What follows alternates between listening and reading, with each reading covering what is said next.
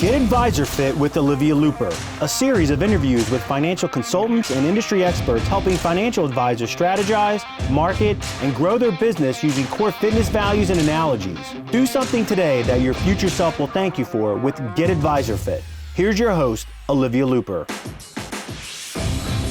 Hey guys, welcome back to Get AdvisorFIT, where we encourage you to lift heavy, invest often, and market your ass off. Today, we're privileged to have a podcasting guru in our midst, Jeremy Shere. Jeremy is the founder and CEO of Conversa, a content agency that uses the power of conversation to help brands create original and authentic content that gets their audience to know, like, and trust them. So what exactly has me so jazzed to talk to Jeremy today? Well, for starters, he has a PhD in English literature and Jewish studies. And if you guys don't know, I have my MA in English Lit. So obviously, I was super interested in talking to Jeremy. But also from a marketing perspective, I have the utmost respect for him as an entrepreneur. In 2019, Jeremy took the bold leap from the world of corporate copywriting, using his talents and vision to build his successful podcasting business. Despite the challenges, Jeremy's proven that if you believe in the value of what you're offering, good things happen. So today, we're going to delve into how brands can create authentic and original content that doesn't suck. Jeremy, welcome. Thank you for joining us. Thanks for having me. Yeah, I wanted to have you on because I learned a lot about you from our first gen entrepreneur community. But then when I was starting to write the intro for this, I learned a lot more about you, and I was diving into some of your content on LinkedIn, which definitely doesn't suck. So I'm really excited that you're here to share your perspective with us all. But before we dive into the marketing stuff, I have to know, selfish reasons. Yeah. What was your thesis on, and what is your favorite book of all time? Okay. Oh man, what was my thesis on? In many ways, writing the dissertation was such a painful process that I've kind of submerged it in my, down in my memory, but I can dredge it up. In a nutshell, it was kind of a literary history of how and why the category of what is known as Jewish American writing was invented. Because like all categories of writing, it was invented at some point, right? It doesn't just magically appear. And it struck me as odd that such a thing even exists. Because if you think of a writer like, I don't know, one of the most famous is like Philip Roth, is a name that if you know anything about 20th century American literature, post-war, post-World War II, you've maybe at least heard of Philip Roth, even if you haven't, read any of his books. He's quite famous. And he is well known as like a Jewish American writer. But what does that mean? Yes, he was a Jew, no doubt about it. But he wrote in English, not a Jewish language. He wrote about Jews often, like many of his characters were Jewish. But he didn't only write about that. Right. And he just wrote about what he knew, growing up in Newark, New Jersey. But also he never referred to himself as a Jewish American writer. And in fact, rejected that label because he didn't want to be pigeonholed as some kind of ethnic writer. Who would want to, right? So he just saw himself as an American novelist writing in English, in American English. And yet he is always included in anthologies of Jewish American writing. And there's, academic disciplines where people study this. So I'm like, how did that happen and why? So that was my dissertation. It was so funny that you say that because I feel like it's really related to what I was studying when I did my master's degree, which, there's this whole, so I studied American modernism and postmodernism, but there's this whole debate about what is actually a difference. Is there like a cutoff date? Like, there are these tropes or whatever that are, more apparent in modernism versus postmodernism, but really what is the definition? And I was hell-bent and determined when I started my master's degree that I was going to come up with the answer once and for all, and that proved to be incredibly difficult. So I didn't end up writing about that. I did a exam option instead. So I studied all of the books, that my thesis chair and I had decided on that I was going to study for this massive undertaking, right? I can't remember who it was, but I mean, there was this guy, I feel like his name was Benjamin something or another, and he had like 2 volumes of like 500 to 1,000 page books on just this topic. And I don't know why I thought in my 2 years as a MA student that I was gonna come up with my own version of this. But anyway, Hey, so it's interesting that you said that because I'm always wondering why do these categories exist and who yeah, defines them and how do we, who gets to decide that this is what it is. So I think that's really fascinating. But yeah. And then you so asked, what's my favorite book? yeah, your favorite book. Oh my God. Well, I'm gonna be a little lame here and say I do not have just one favorite. Like it depends on the category, it depends on the type. So for example, a couple years ago, I just got super into this series. It's kind of a like fictionalized history or historical fiction, I guess you'd call it, about Genghis Khan and the Oh, Mongols. It's like a okay. 5 book series. It's not like high literature or anything. It's written for, just like a lay, like mass readership. But man, it was so fun to read and like so interesting. And so that's not even one book, that's a whole series. But every now and again, I go back and reread them. So that's definitely got to be near the top of my list. I read, I also like biography, right? So at some point, I remember I read a biography of like Julius Caesar, one of the most famous people ever to live. But I Ever. realized like, I don't really know that much about him. It would probably be good to know a little bit more. So I don't even remember who the author was, but it stuck with me like, wow, what a fascinating life. And just again, one of the most impactful people in all of human history. So that was cool. Um, in terms of just straight up fiction, I mean, I have my favorite authors. Like, I've pretty much read everything Philip Roth has ever written, partly because of my PhD, but also even, before that and since. I just enjoy reading Philip Roth. And I Okay, could but what probably about name many what others. one Philip Roth book does everybody have to read? Ah, okay. Whew, boy, that's a tough one, too. I would go with it's so hard to pick, but maybe Operation Shylock. I'll throw that out there. I won't even try to describe what it's about because it's just so crazy. But and like it takes place in Israel and it's all over the place and it's just super fascinating. And he's Philip Roth is like a serious novelist, but he's a really fun writer to read. He's hilarious. He's like a stand-up comedian. Wow. Well, that means that this is going to be added to cart like as soon as we're getting off of this Yeah, because I'm a serial reader. I have like 5 things going at once, usually like a business, a literature, something fun, whatever strikes my mood, self help, who knows? I need multiple things going at one time. So I'm going to I check hear that. you. Um, so, okay, let's get into the marketing because I know that's what our listeners are here for. They want to know what we have to say about marketing. So, why is it a common opinion that most B2B content sucks? And we are definitely going to need a qualifier for suck because that's a very subjective word. So first, can you tell us what it means for content to suck and why most B2B content does? So I want to qualify this statement a little bit. I think that's something the claim that most B2B content sucks is I think a common claim that you'll find on places like LinkedIn. Now, is it true?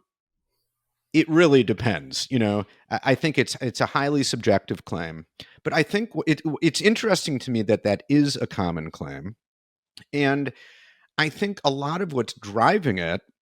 I think there are a few things that drive it. Okay, so one, and this is the more kind of cynical take, is that you have to look at who's making the claim, right? So if that claim is being made by someone who say runs a marketing agency, well then that's part of their marketing, right?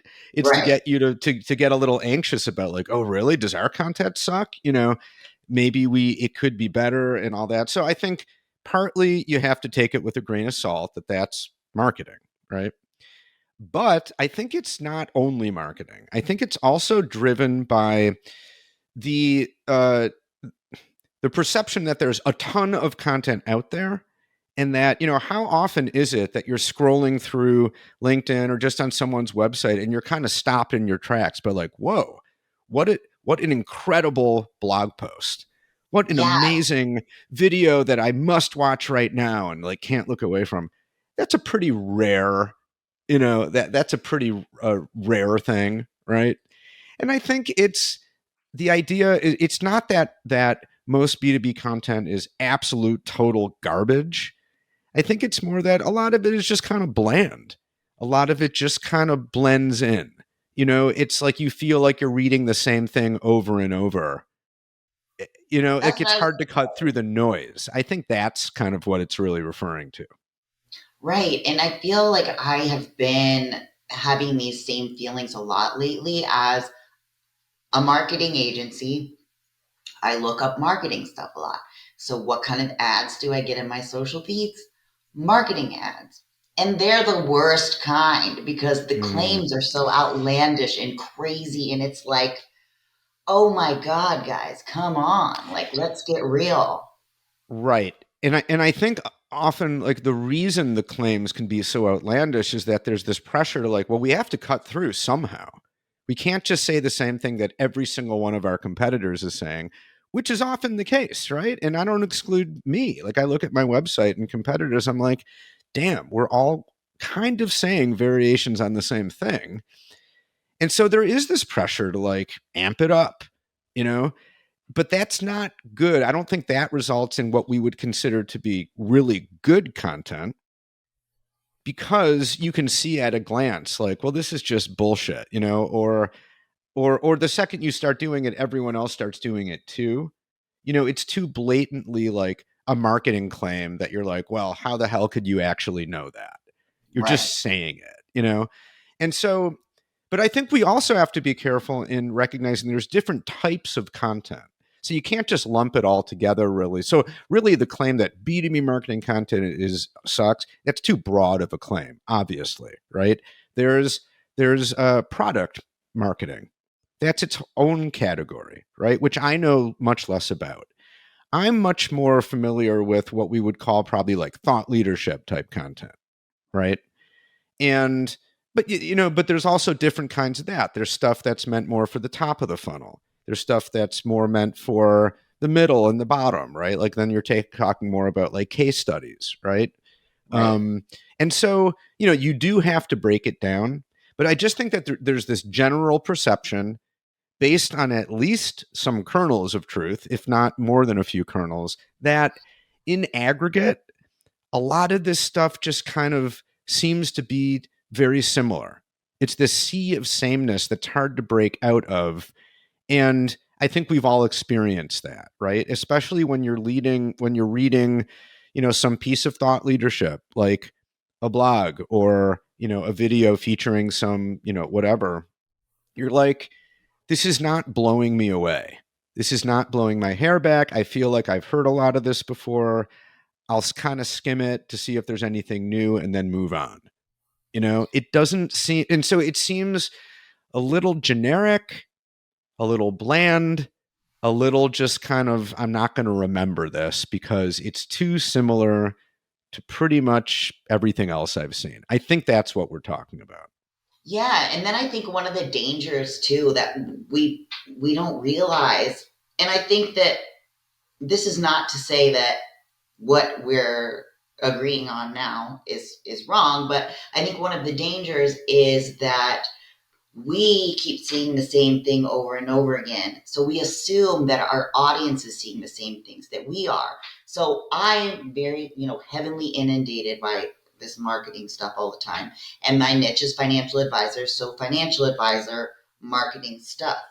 But I have to remember too that my target audience, financial advisors, they aren't seeing all the same marketing stuff in their feed necessarily that I am. So sometimes I think, oh, that's not worth repeating, but that's because I see it all the time. They might not see it all the time. So there's like, we get stuck in this world of our feed, base that's aggregated and delivered to us based on our other things in our search. And I think that it can keep some of us from sharing things that we feel like, oh, well, this is common knowledge. Everybody must be seeing this because I see this all the time. And so, I think that the sameness, this rote repetition, it's true. It does happen. And then it's numbing us to the fact that, there might be good information in there to share. But then on the second note, make sure that we're doing it in a way that doesn't suck or doesn't feel like everything else we're reading. So my next question then would be, what can business owners do Yeah. to create better content? Yeah. So as just a little bit of a runway into that, I just want to acknowledge what you just said, because I think you Oh, did yeah. make an important point in that, yes, you can, if you're a marketer and you're paying very close attention to this stuff pretty much all day, every day, then sure, your what you see as sucking might be skewed by that. And also, I think it's important to keep in mind that, if you're doing a really good job as a B2B marketer, you are catering to a very specific audience, right? And so it depends. If you're not the intended audience for a piece of content or, content in aggregate, then you may not just have the frame of reference to really properly judge it in terms of its suctitude, or how good it is, right? Like, although there it's usually more that it's just not relevant to you. So it's not that it's like this is boring or it sucked. It's more just, well, I don't even know what this is. I don't look at it. It's not like you would spend 10 minutes trying to figure out some piece of content that has absolutely no relevance to your life or work, right? So, but there is this matter of the audience as well. And so I think the only proper way to really judge how your content is doing is to ask your audience what they think about it in some way that they can somehow objectively tell you, like without fear of offending you, but like Okay, so some kind of tell me what. audit. Okay, yeah, give me some ideas.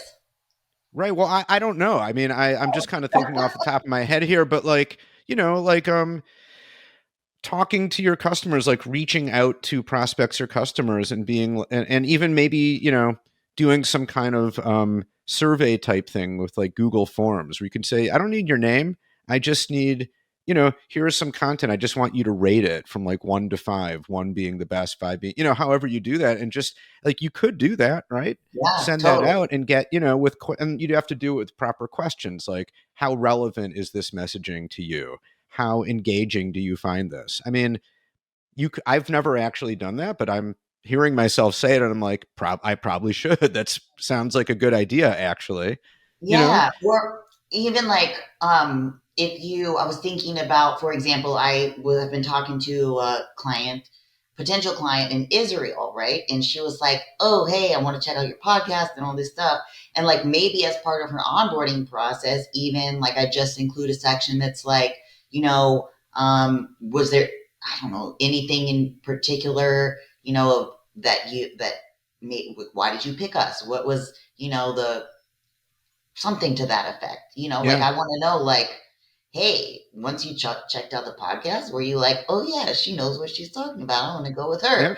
Yeah. Or was it, you saw the things that I put on LinkedIn, you particularly liked the engagement and what was happening there? There are ways that we can frame it. And I know like one of my financial advisor clients recently did a survey of their current clients. It was more on frequency and topics, like which of these topics do you want to hear more about in the Yeah. newsletter? Do you like the frequency of what we're sending? Do you like the communication style? It was less like rating the content, but still those tangentially related questions can also be helpful, I think. Yeah, for sure. I mean, that sounds totally doable for just about anyone who wants to get some feedback on their marketing, right? So anyway, I just wanted to recognize that you had made an important point there. Now, your next question was, okay, so what can you do about it? Yeah. So, of course, there is no one answer to this, right? And I'll offer my opinion and try to explain some of my reasoning behind it. So, again, I think what often causes the production of content that's, let's say, not as strong as it could be, it's a couple factors. One, I think, is time. So, I've talked to hundreds and hundreds of B2B marketers. And I always ask them, what's your biggest challenge when it comes to producing content? And the most frequent response I get is lack of time, you know? And these are B2B marketers, so it is literally their job to do this. But even so, just the demands, how much content they're trying to put out there, the demands on their time make it so that it's really hard to spend too much time on any one thing that you're doing. And so you end up instituting these systems and processes and templates and so on that allow you to produce content at scale, which you have to do, and that's great. However, the more of it you're trying to do, there's a kind of flattening process, I think, where it all kind of starts to sound a little bit the same because you have the same people creating it, right? And it becomes more like we just need to get this shit out. And you Right. can't really spend as much time as ideally you might like to, perfect it and polish it and really make it different and unique. I think Right. I think there's no getting around that. The more time you spend on a piece of content and the more thought you put into it, unless you're just really bad at doing it, but right, assuming that you know what you're doing, right, chances are the better it's going to be, right? It's like any piece of writing. The more drafts you do, the more revisions, the more polished it's going to be at the end, right? And the fewer you do, the less polished it's going to be, and the more kind of general and generic. Now, of course, we have ChatGPT and generative AI, which I think will contribute to this, right? The whole kind of miracle of that technology is that, well, we're going to save you time here, right? Or you can save massive amounts of time by just having ChatGPT do it, essentially, and then kind of tweaking it and adding in your own flair or whatever you want to call it. We will see what happens with all that. In my limited experience with it so far. I mean, we've all had somewhat limited experience. It's only been around for 6 months now or something. But in my limited experience, there's value there. But I think when it comes to if your goal is to create the highest value content, and by highest value, I specifically mean content that comes across as authentic, as original, as uniquely you. Now, all those terms we can investigate for exactly what they mean. But in other words, content that stands out because it really represents you, right? It represents Olivia and all that you stand for and your unique thing that you bring to the table and why people want to work with you, right?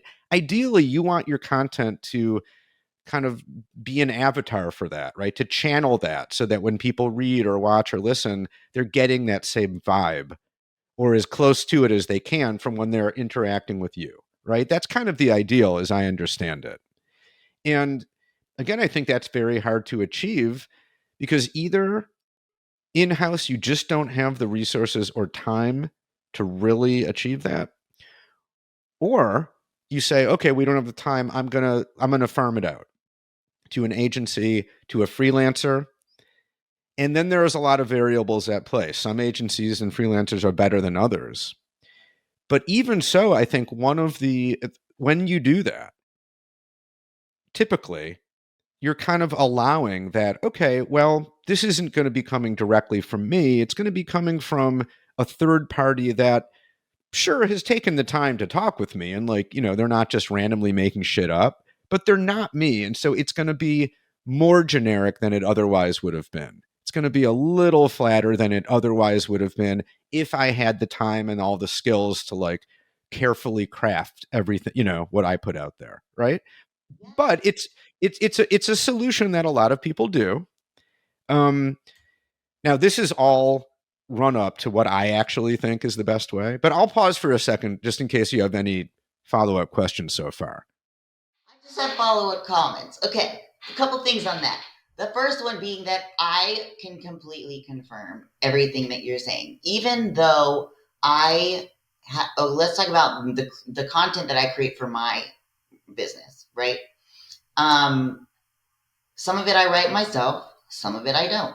Some of it I have other people create from my content that already exists. But even managing other people to help you create the content is a time commitment. And Yeah. so you have to think about that too. So yes, it ultimately can truncate the time that it's going to take me overall, but you need to think about, okay, what is the management time going to be involved in outsourcing this? And am I going to get a good return, a good enough return? Are the relative merits of outsourcing going to be greater than if I did it myself? Meaning, is it going to be all right to put out, or is it going to suck? Because if it's going to suck, you might as well just keep doing it yourself, right? Because the relative merit is not high enough to do it. Yeah. But if it is close enough, and now let's transition a little bit as I talk about this to the way that we as an agency deliver content to clients. And I like to say, if I can get it 70 or 80% of the way there, and then I get it to you, and you can put, we can make edits based on any information that you want to add, subtract.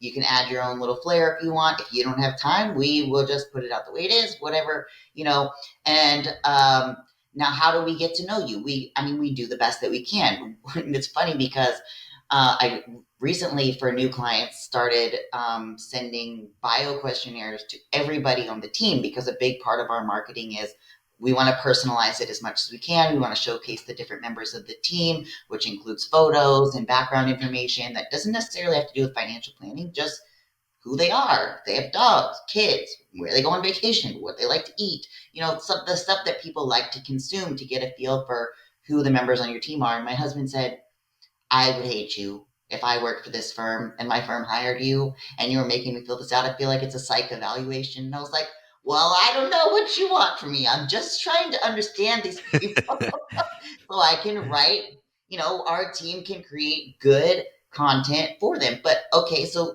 even if I give you a psych evaluation, though, there is always going to be a little bit of a disconnect because I'm not you. I haven't internalized these experiences. Reading about them is not the same as living them. And of course, the way that I process things is not the way that you process things. So when we are both told to draw a picture of a blue house with green trees, they're going to look completely different when we put them next to each other.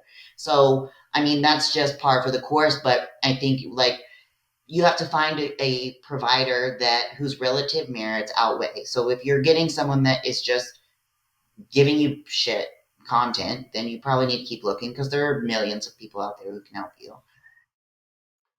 Yeah, indeed. And so I've just been thinking a lot about this over the last couple of years, really. And I think I came to kind of like a realization. And this is derived directly from what I do. I'm a podcast guy. And so I've spent, I built this company to help B2B brands start podcasts, right? And at the core of it is this idea that the best content, and this is kind of what I've come to realize, and I would maybe say this is sort of my like grounding philosophy of how I approach all this. I have come to believe that the very best content is derived from unscripted conversation. What we're doing right now. Yeah. Because for a few reasons. One, you and I could have we could have a conversation on this same topic 5 different times, and each conversation would be very different. You have the same conversation with another person on the same topic, it's going to be way different, right? No two live real-time conversations are ever really the same, and that's because each individual human being is unique, right? There's a lot we share in common, but we're unique enough that we really just have our own distinct personalities and ways of talking and expressing ourselves and so on. And so I think when you're able to create content pretty much by capturing this kind of conversation, there's a kind of magic to it that it's really hard to replicate when you're sitting down and, say, writing a piece, right? Or when you've planned out a video and you're sort of, and it's scripted. Because then it's kind of top down. You're planning out what it's going to be, and then you make it, right? Here, we just have kind of a broad framework, and now we're just going for it. And so as I'm talking, I'm not like carefully weighing every word. We're just talking. And the stuff I'm saying is as I'm saying it. Sometimes I'm like, oh, I'm figuring things out. I'm kind of thinking out loud. That lends this content, right? A kind of, there's an element of surprise, maybe. Yeah. There's definitely an element of personality and tone and rhythms that kind of speed up and slow down. It makes it so much more interesting, I believe, than content that is really much more like worked over and planned out. Yeah, absolutely. I mean, and I just, even our conversations that we've had in the group, our first gen community, first gen entrepreneurs group, or on LinkedIn, I mean, there's so much more dynamism here. Like when we're having our Yeah. conversation, that I feel it's only been 35 minutes, but I feel so much more depth from this conversation than anything that we've had just typed out. And it also reminds me of this conversation I had the other day with Jacob, the email guy in our group. Mm-hmm. And we ended up talking. I mean, we were just supposed to chat for like 20 or 30 minutes. And then it ended up like being over an hour. And I was very apologetic, like, oh man, sorry. He's like, no, I'm figuring it out. Like, it helps me Yeah. to have these conversations because I'm processing it too. And, this is why I also, and I'm sure that you find this too with your clients. I always tell them, when you invest in making a podcast or doing a podcast, you have this just treasure trove of content that you can pull from. And there are, just like you said, magical conversations that can erupt and that you can capture later for shorter pieces of Yeah. content that you can share out. And, that's something that you can't necessarily capture when someone else is producing your content for you. Right. I think there's no way to do that. Yeah, Although, well, actually, so this kind of brings me to like my next point okay. in that, again, like our model for how we've been serving our clients has been, okay, we're going to help you start a podcast. And there's kind of multiple layers of value, right? One is we're going to create this great content because it's conversation based, as we've just been talking about, right? And also, you can bring on to the podcast as your guests whoever you want to get to know and talk to, right? These can be potential referral partners, prospects, anyone who can help you grow your business potentially. It's just a really great mechanism for getting time with them because you're offering value and creating content with them and then promoting them, right? And I still think that that can be a very valuable model, and especially because it does have this core of conversation. The challenge with it, I believe, that I've come to believe, and this is kind of a recent realization, is that it presses on the lack of time that people have, right? When we offer this to clients, I feel like we're adding a lot of value, but we're also adding work to their plate, right? You have to, as you well know, Olivia, right? When you start a podcast, well, who's going to be the host? You are, right? So when we start with the client, we're like, well, someone has to be the host from your company. That's kind of a problem now that they need to solve. Well, who's going to be the host? And even if they know who it's going to be, now that person now has that duty on their plate alongside everything else they're doing, Yeah. right? Who are we going to bring on as guests? Well, that's a whole other thing, right? And even if we're helping them with that, still there's just a lot of vetting and who should the guests be and then the prep calls and all these things. That's just what you have to do in order to run a podcast and get the output, get that valuable content. But the challenge with it is that we're already dealing with people who don't have enough time to do the things they're already doing. Right. So I asked myself, okay, how could we potentially deliver the same value or maybe even better value while also removing all that friction, while not adding time to your plate or adding much less time, Right. Okay. minimizing that time commitment? And kind of here's what I came up with. Yeah, Right? I want to know. Okay. Well, I'm dying to listen and see here. Pardon? stay tuned for part 2. If Yeah. you've reached this part in the podcast, if you want to hear Jeremy's answer, you have to pay Olivia for the Yeah. special content behind the paywall. Yep. Just kidding. Insert your coins here. Thank you. Just kidding. Okay. So here's what, and this is still kind of a concept in development. So I'd love to get your feedback on this. Yeah, sure. So my idea is, what if I flipped the whole concept around? And instead of, we're going to help you start a podcast, you're going to be the host, we're going to make you the star of your own ongoing content series, not the host, the star. So it's kind of like being a guest on your own podcast, let's say. Okay. For anyone who's ever done that, I'm telling you, if you've never done it, it is much easier to be a guest on a podcast than it is to host one. Hey, let me quick insert. My first guest podcast appearance is why this podcast exists, because I got off of it and ran across the house and told my husband, we're starting a podcast. And it happened. This was October of 2021, I think. And I was on a client's podcast, and my podcast was the next month it was up and running. Yeah. So that's great. You got inspired to do it. And, you have the wherewithal, right? Because you're a marketer and you have a media production background, right? So you thought a podcast. Yeah. Okay. And you could, I'm assuming, kind of see in your mind how it would come together and what you need to do, right? Like you have a certain comfort level with that.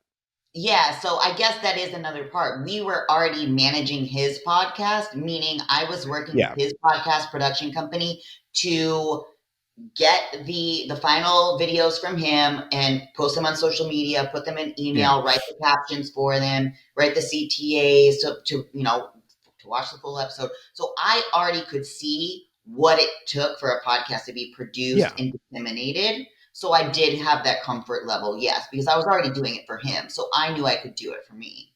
Right. So if you have no experience with it, it's a much grayer zone where you're like, well, yeah, a podcast would be cool, but where do I even begin? How does that work? Like, I know I need a mic. What kind? Like how much, there's a million questions anyway. And that's why, podcasting agencies are out there to help with exactly that. Anyway, so back to what I was saying, what if you didn't have to be the host? You could be the star. So flip the model on its head.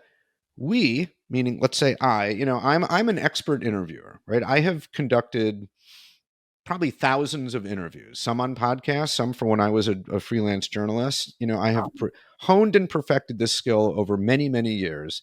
And there are many other people out there like that too, who have this very specific skill of being really good at interviewing people on pretty much any topic and drawing them out to kind of get the kind of content that you're looking for, right? Again, it's unplanned, it's unscripted, but still there's a lot of planning that can go into conducting a really good, strong interview.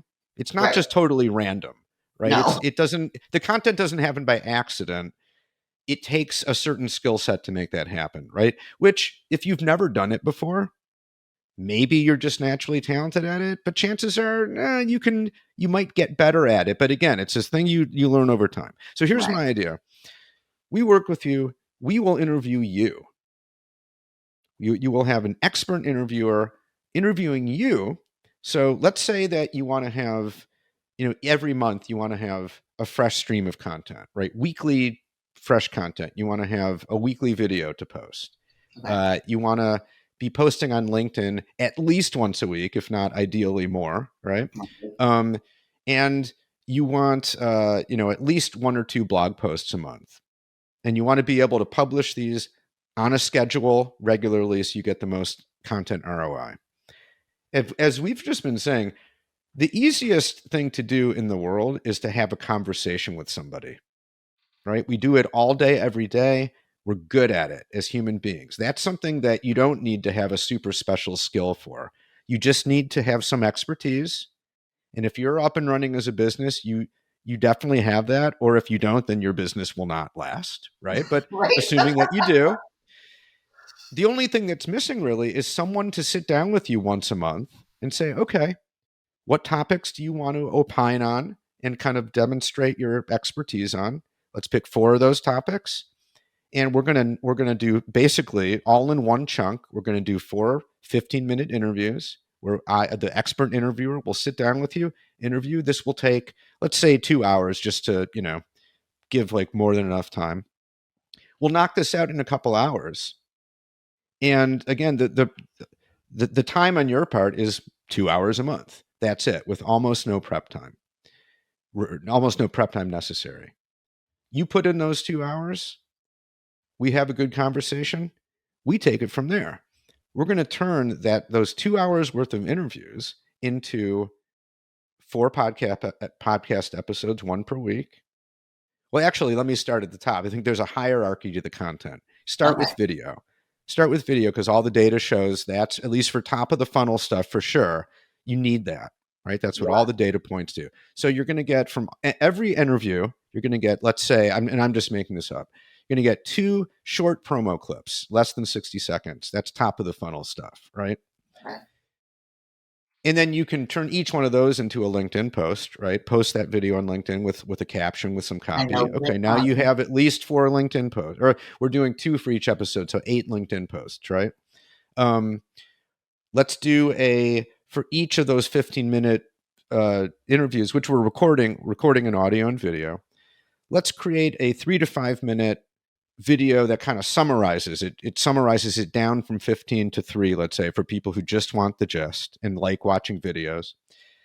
And then for people who want they hear the little clip and they're like, oh, that's an interesting thing. Is there more of that? Is there? Well, yes, there is. In fact, here's a link to the 15-minute podcast episode, just audio, right? Because I don't think people are going to watch a 15-minute thing of 2 people talking. Typically not, but you'll listen to it when you're in the car or walking, right? So for that segment of your audience that's like, oh, I want to dive a bit deeper down into your funnel, right? They like the little clip.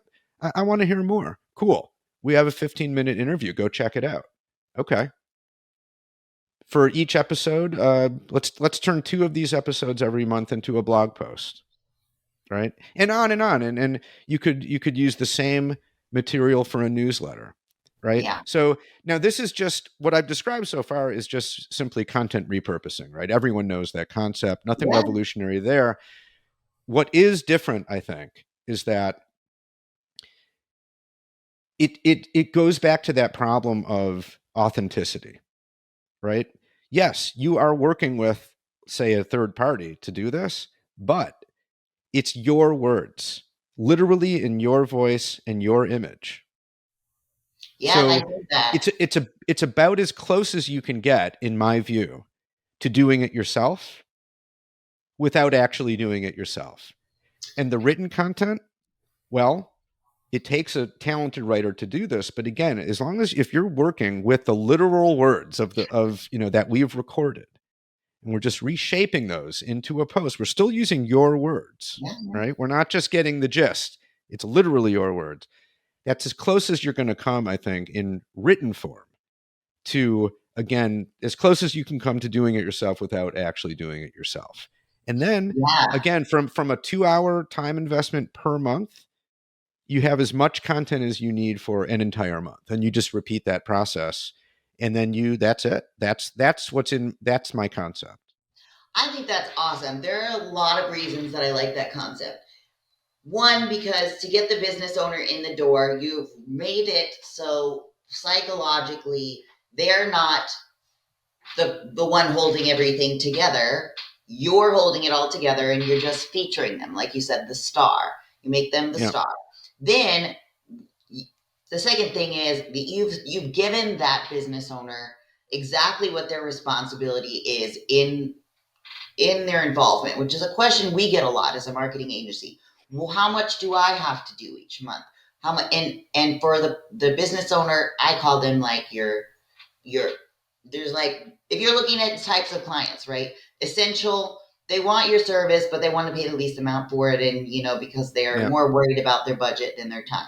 Then there's the ideal, which I say their time is more valuable than their money. So they would rather they would pay someone to help them to save them time. So in that respect, you're saying, okay, and those folks, they really want to be clear on how much time is this going to take me. Yeah. And you're saying, give me 2 hours and I will give you a month's worth of content. Bam, wham, bam, thank you, ma'am. Third is that it's going to be as close to doing it as yourself as humanly possible, which is really nice. I have made my living off of working with people who don't want to do anything at all. So, I don't necessarily have that luxury. But I think that this is a great model to get people who are willing to put in that 2-hour commitment to have the most personalized marketing that they could possibly have, at that level of engagement. So, I mean, I think it's fascinating. I think it's brilliant. I'm blown away. It's definitely not a way that I've looked at it before. And I don't think that there are many podcasting agencies promoting their service that way. Yeah. Well, it just kind of, it struck me. I'm like, for any business to succeed, you have to have product market fit, right? And what does that actually mean? It simply means, as I've always understood it, that you need to be offering something that people need. Not that they just kind of want or think would be cool to have. In other words, it can't be a nice to have. It needs to be a need to have, a must have, right? So I asked myself, is a podcast a must have? Just in isolation, a podcast, like a No, weekly podcast where no. But is it a marketing need to is. have? No, it's not. It's just not. There's no getting around that. It's a nice to have. And it took me a while to truly hear what people were telling me, because I'm talking to people all the time and we're talking about podcasting, and often I would hear things like, oh yeah, that's definitely on our radar. That might be like a Q4 thing for us, we're sort of when we have the time to get into it. I hear that all the And time. what I was hearing was kind of like, oh, okay, cool, they want to do it, it's just the timing has to be right. What I wasn't hearing, and I think what they were actually telling me, was, yeah, this would be cool to do, but we have 800 other things that are way more important than that we have to do. It's not a Right. choice. You know what I mean? And so if we ever do this, cool, we'll keep you in mind. Emphasis on if. So I Yeah. thought, okay, that's not great.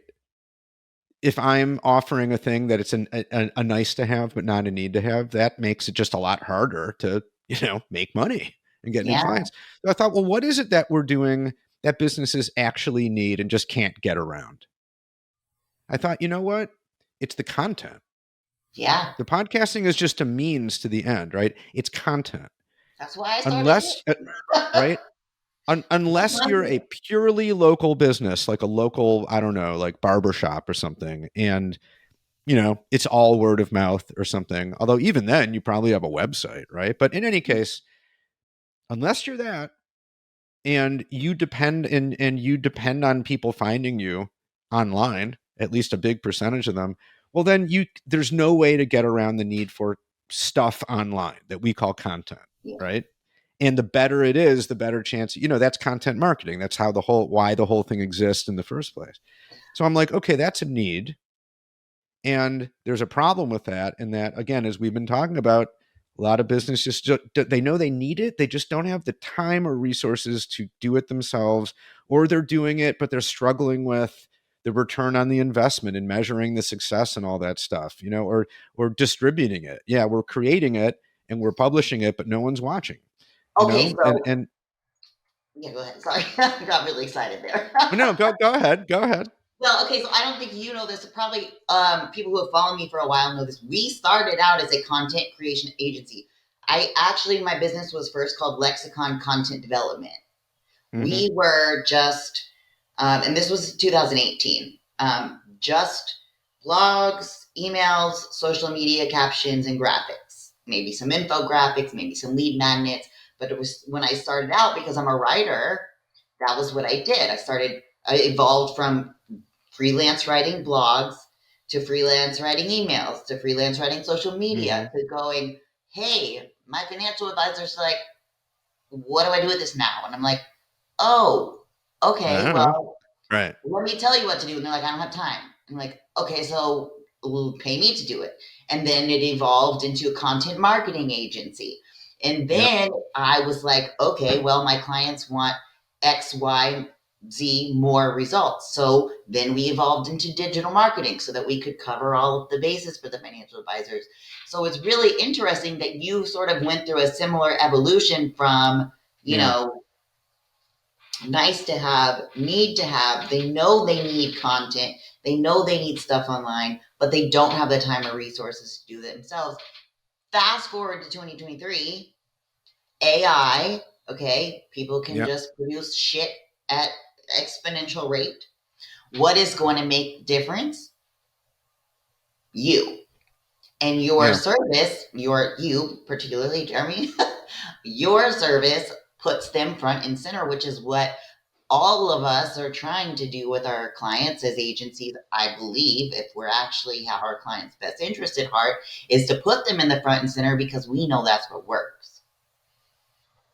Yeah, or just on some really gut level, right? You're like, if the whole point is to get this content in front of your audience, right, and have them actually pay attention to it and spark something in them to just nudge them a little further down your way, with the ultimate goal, of course, of having them buy your thing, whatever you're selling, then again, there's no one way to do this, which is part of what makes it's content marketing so fun and interesting, but also so frustrating and challenging, right? You're like, how do you even know if you're doing it right?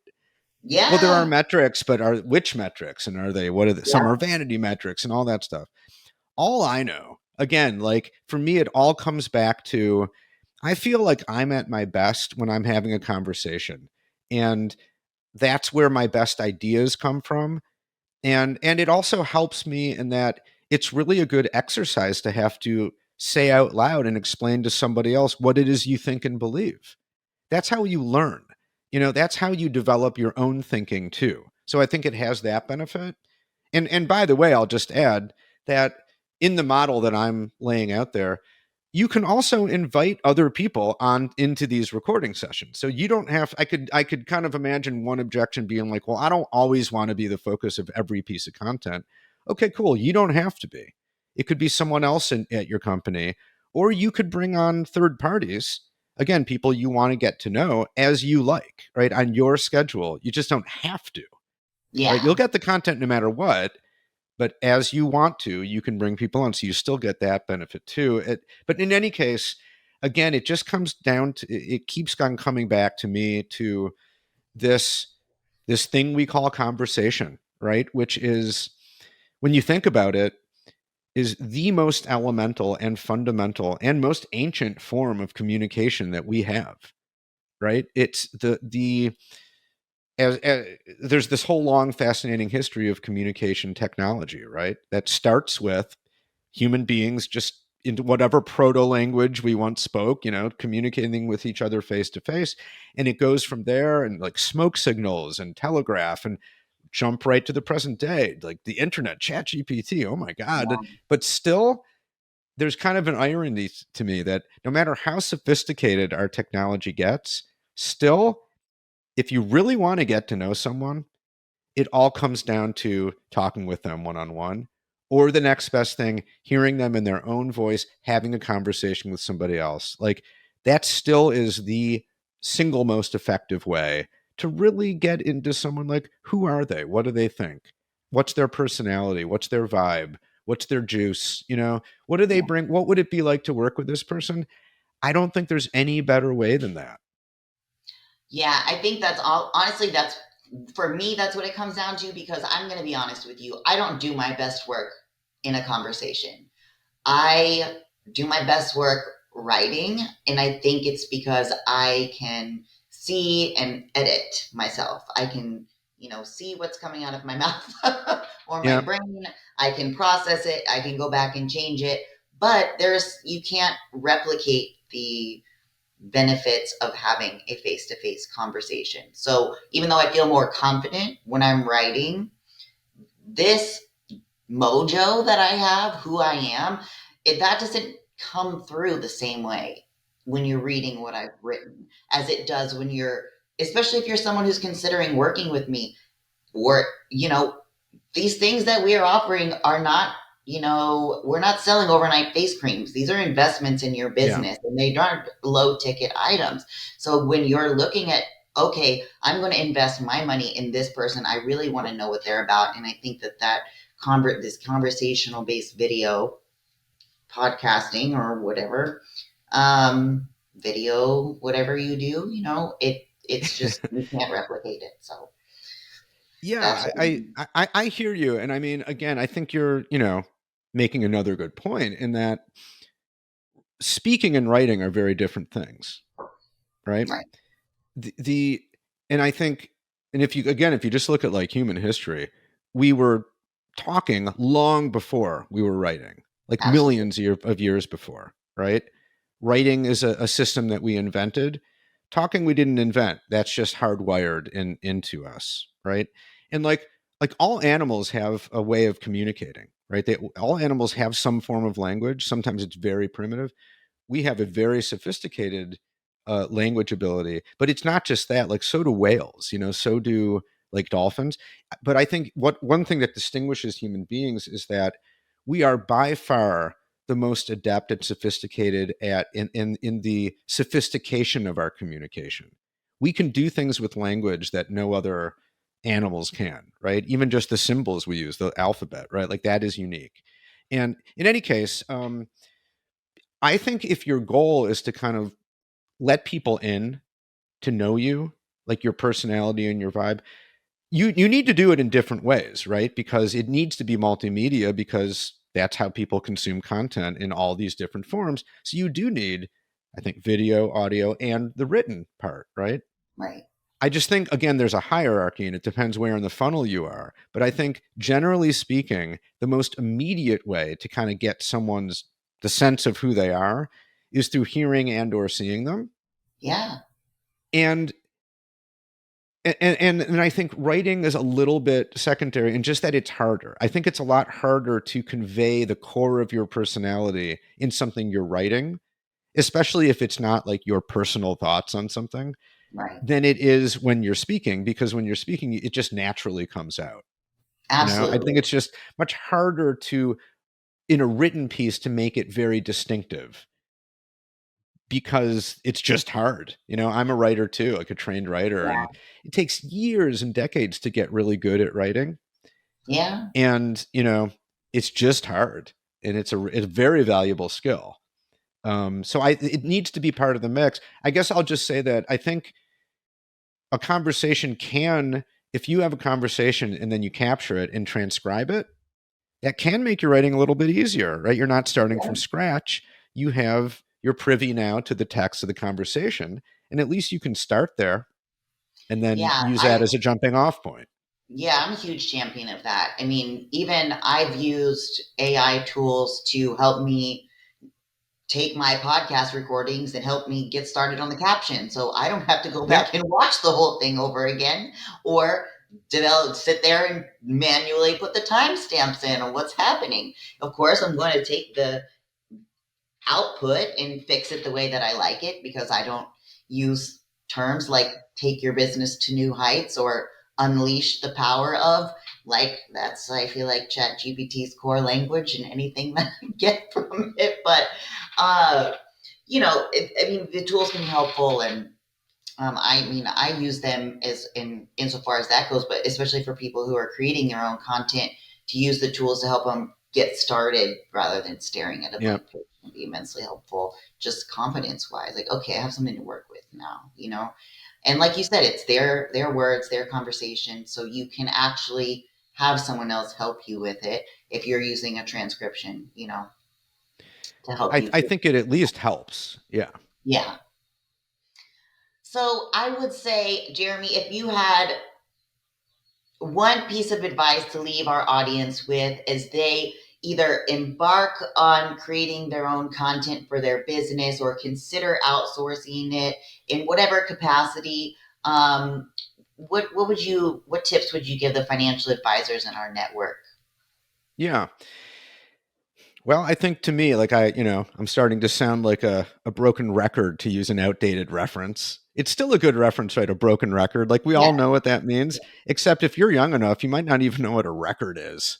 I don't know. Mhm. But anyway, I'm gonna have to ask my daughter. I always ask her. She's 17. She is. right. Although vinyl's kind of become cool again, so maybe people do know. I don't know. Anyway, to actually answer your question, to me, I think it would be, consider the utility and power of conversation as a place to start. Think about it. It's something like, if you're a financial advisor, I'm assuming, not being one, but you're having conversations every single day, all day, with your colleagues, with your customers, and so on. And you're doing, and that's content, right? Those conversations themselves are a type of content. And if you can capture that in some systematic way and turn it into the kind of content that you can distribute through other channels, I think you're moving in the right direction. I think, again, just kind of based on this discussion that we've just had, that's one of the most efficient and effective and frankly fun ways to get the most authentic kind of content that you can get without killing yourself to do it and kind of struggling through, oh, God damn, I have to write another blog post. I hate this. It doesn't have to be that way. Yeah. And you know what, guys, financial advisors, Jeremy just gave me an idea. Okay. You all have to write recaps of every client meeting. You have to do it for compliance purposes. So if you're just sitting there and you're thinking, oh, woe is me. What should I talk about today? What should my podcast be about? What should my blog or my social media post be about? Go to your damn notes. See what people were asking you, talking to you about. There's a million subjects. You got estate planning, investing, tax and drag management, college funding. Business succession planning. There's about a million things that you help your clients with. Go to your notes, find a question that they ask you, start there. And you can probably build an entire navigation system out from one question in one conversation that could fulfill multiple content needs. So you guys are already writing these things down. You're already having the conversations. Leverage them in a way that can help you and help your business. And I'll tell you what else. When you do it that way and you base it on your conversations that you're having with other people, it's going to be just about as darn authentic as it can get. And it's going to speak to those clients who are like the clients you're having the conversations with, which guess what? Is going to be those same pain points and those same challenges that you're trying to tap into in your top of funnel marketing. So just take it, turn it into a video, turn it into a podcast topic, turn it into a blog post. You have a million different resources out there. And another thing but to note before we go, if you are considering starting a podcast, you guys know I'm a major proponent of this, but I do not recommend doing it on your own ever. I do recommend having at least a podcast agency help you get it set up. And if you feel comfortable at some point, letting them let go of your hand and you feel like you can do it on your own, whatever, be my guest. But I do not recommend setting this up on your own. I do recommend getting help. There are lots of tiny little moving pieces, and it just really helps to have a partner to, fast track you to, okay, get this, do this, let's get on the move. We, like Jeremy said, we don't have a lot of time to be wasting here. So go to the expert, get it done, and, see your marketing, as ChatGPT soar to new heights. I couldn't help myself. Sorry. Yeah. So, Jeremy, thank you for joining us. This has been really great. I really love the conversation-based marketing approach that you're taking. Very human, very real. Why don't you go ahead and tell our audience how they can find you, and we'll include all that information as well in the show notes, of course. Yeah, sure. Well, I spend far too much time on LinkedIn, so you'll definitely find me there, and I'll respond to messages. So LinkedIn, check me out there. The website is conversa.com. That's CONN, 2 N's, Versa. And let's see, that's probably the best way. And you can email me if you want to. It's just jeremy@conversa.com. Always checking my email. So 3 ways for you to connect with me. Perfect. Thank you, Jeremy, again for joining us. And I cannot wait to share this with our audience. Thank you. Thanks for listening to Get AdvisorFIT with Olivia Luper. To learn more about Olivia and how her firm, Lexicon Content Development, can help you, visit lexiconcontentdevelopment.com. If you want to reach out to Olivia on LinkedIn, you can find her at Olivia Luper Lexicon. And if you'd like to follow Olivia on Instagram, you can find her at Lexicon Content Development. Till next time.